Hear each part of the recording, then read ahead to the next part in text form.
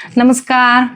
T plus सर्व सेवा with Rukmini या चॅनलमध्ये मी स्वतः रुक्मिणी तुमचं स्वागत करते. बघा आपण आपण जी ह्या सीरीज चालू केल्या आहेत, सामाजिक शास्त्राची असेल, मानसशास्त्राची असेल, या सीरीज फक्त आपल्या साठी 21 जूनसाठी आपण चालू केलेल्या आहेत. आणि ही जी आपली पाठ्यपुस्तक सीरीज आहे, ही खरं तर एम-पी-एस-सी करणाऱ्या मुलांना असेल किंवा सरळ सेवा करणाऱ्या मुलांना देखील खूप महत्त्वपूर्ण आहे. कारण मी स्वतः ज्यावेळी एम-पी-एस-सीचा स्टडी केला, त्यावेळी मला स्वतःला असं जाणवलं होतं, की ज्याच्या कन्सेप्ट क्लिअर आहेत पाठ्यपुस्तकातल्या, त्याला बाकी एम-पी-एस-सीचा अभ्यास खूप सोपा जातो. आणि मला ते जाणवलं सुद्धा आणि मी ते पाठ्यपुस्तकं इतकी क्लिअर केली, की मला ज्यावेळी मी एम-पी-एस-सी करत होते, त्यावेळी मला काहीही अवघड गेलं नाही.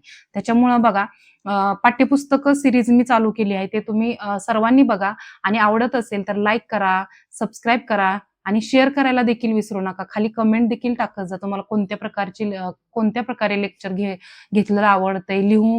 जर तुम्हाला फेस न दाखवता किंवा नुसते क्वेश्चन टाकले तरी जर लेक्चर आवडत असेल, तर मी तसंही टाकत जाईल आणि असेही घेत जाईल व्हिडिओ.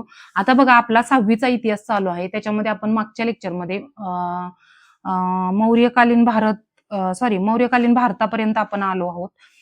या मौर्यकालीन भारतामध्ये बघा आपण सुरुवातीला आपण पहिल्यांदा महाजन पदं बघितली होती. या महाजन पदांमध्ये कोसल असेल, वत्स असेल, त्याच्यानंतर अवंती असेल आणि मगध असेल, ही 4 महाजन पदं बघितली. त्यावेळी राजा कोणता होता, त्याची राजधानी कोणती, या गोष्टी देखील आपण बघितल्या. ते लेक्चर अगोदरचं झालेलं तुम्ही पाहून घ्या, म्हणजे तुम्हाला पुढचा जो पाठ्यपुस्तकाचा भाग आहे तो सोपा जात असतो. त्याच्यामुळे ते देखील बघणं. तरी पण मी थोडक्यात सांगते, का तर या महाजन पदांवरती एक प्रश्न टीईटीला होता 2024ला. त्याच्यामुळे मी हे तुम्हाला पुन्हा एकदा रिपीट करते, कारण तुम्ही मागचं लेक्चर बघितलं की नाही हे आता तुमच्यावरच डिपेंड आहे, परंतु ते मागचे लेक्चर करत जावा. बघा याच्यामध्ये कोसल जे महाजनपद होतं त्याची राजधानी होती श्रावस्ती. या राजधान्या तुमच्या तोंडपाठच असणं गरजेचं आहे. आणि राजा होता प्रसेनजित हा राजा होता. त्याच्यानंतर वत्स ज्याची राजधानी होती कौशांबी आणि राजा होता उदयन. त्याच्यानंतर अवंती हे महाजनपद आहे, त्याची उज्जैनी ही राजधानी आहे आणि राजा प्रद्योत हा राजा आहे.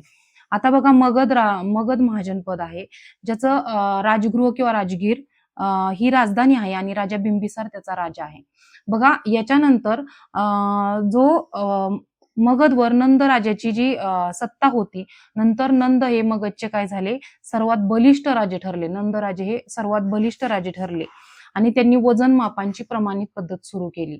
नंद राजांनी काय केलं, तर वजन मापांची प्रमाणित पद्धत सुरू केली. हा असा प्रश्न तुम्हाला टीईटीला येऊ शकतो. याच्यानंतर बघा नंद घराण्यातील शेवटचा राजा कोण होता, तर धनानंद होता. आणि याच राजाचा पराभव करून सम्राट चंद्रगुप्त मौर्यांनी त्यांना पराभूत केले आणि तिथपासून मौर्य साम्राज्याला सुरुवात झाली. आता याच्यामध्ये बघा मौर्य साम्राज्य मी तुम्हाला थोडक्यात आणि महत्वाचं ते सांगते. मौर्य साम्राज्याचा जर विचार केला तर आपल्या भारतामधील खूप मोठं असं ते साम्राज्य होतं. आणि या साम्राज्याची स्थापना कोणी केली, तर ऑब्व्हियसली चंद्रगुप्त मौर्यांनी. नंद घराण्याचा शेवटचा राजाला पराभूत करून त्यांनी मौर्य साम्राज्याची स्थापना केली. त्याच्यानंतर बघा मौर्य साम्राज्यामध्ये एक मॅगेस्थेनिस नावाचे हे होते, राजा होते. बॅबिलोनचा राजा मॅगेस्थेनिस हा सेल्युकस निकेटरचा राजदूत होता आणि तो मौर्यांच्या दरबारात होता. कोण, आता सेल्युकस निकेटर लक्षात ठेवणं गरजेचं नाही, परंतु मॅगेस्थेनिस हा मौर्यांच्या दरबारात होता, हे लक्षात ठेवणं गरजेचं आहे.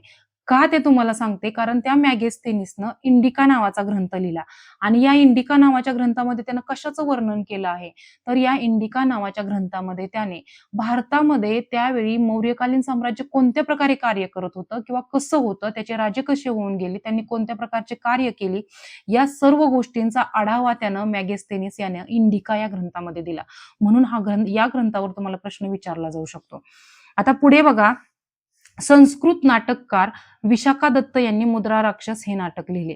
इथं देखील प्रश्न येतो, परंतु तो मराठीत पण विचारला जाऊ शकतो तुम्हाला, कारण मराठीत पण आहे की विशाखा दत्त यांनी कोणतं नाटक लिहिलं, तर मुद्रा राक्षस. विशाखा दत्त यांनी मुद्रा राक्षस हे नाटक लिहिलं.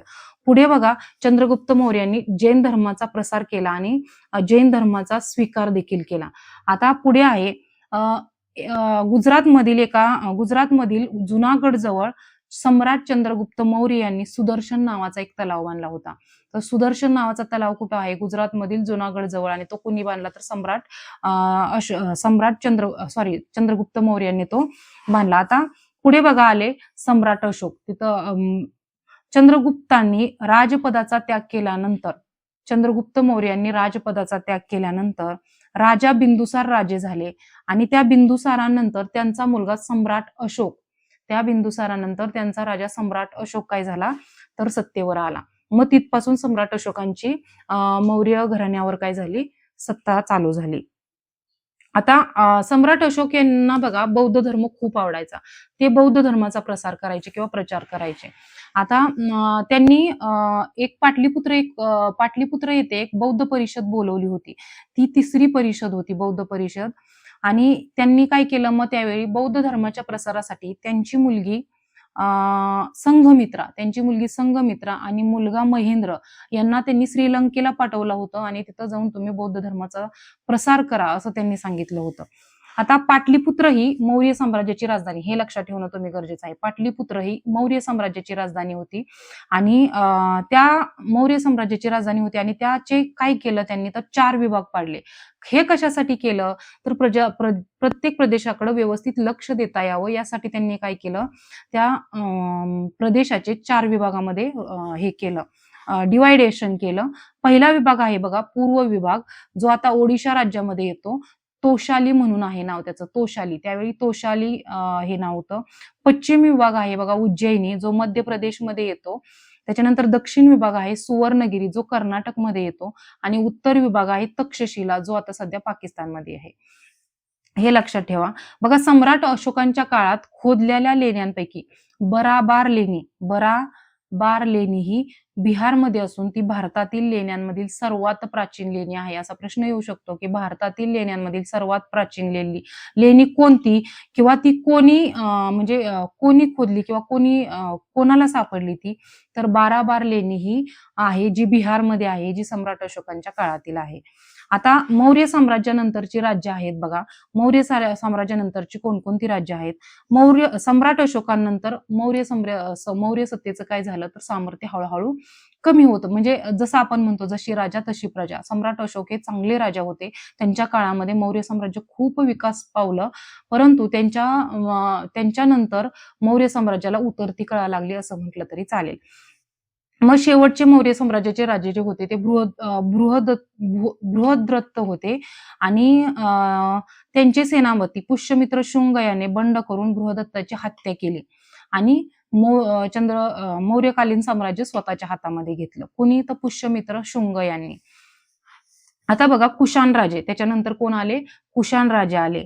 भारतात सोन्याची नाणी पाडण्याची सुरुवात, सोन्याची नाणी कोणाच्या काळापासून पाडण्याची किंवा कोणत्या राजानं सुरुवात केली? तर ते कुशाण राजांनी सुरुवात केली. भारतामध्ये सोन्याची नाणी पाडण्याची सुरुवात कुशाण राजांनी केली. कुशाण राजा कनिष्क याने साम्राज्य विस्तार केला. कनिष्कच्या काळात बौद्ध धर्माची 4थी परिषद, बौद्ध धर्माची 3री परिषद कोणाच्या कालावधीमध्ये भरली? तर ती सम्राट अशोकांच्या. बघा मी हे रिपीट का करत आहे? तर बौद्ध धर्माच्या परिषदेवरती देखील टीईटीला प्रश्न आलेला आहे. या परिषदा तुम्ही करणं गरजेचे आहे. मग बघा इथं आता 3री परिषद आली. 3री परिषद कोणाच्या कालावधीमध्ये आली होती? तर ती मौर्यकालीन साम्राज्यामध्ये आली होती आणि सम्राट अशोकांच्या काळामध्ये आली होती. आता 4थी जी परिषद आली ती कोणाच्या काळामध्ये आली? तर कुशाण राजांच्या काळामध्ये आली. कोण होते? राजा कनिष्क होते.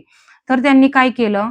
कनिष्कच्या काळात बौद्ध धर्माची 4थी परिषद भरली. आणि ती कुठे भरवण्यात आली होती?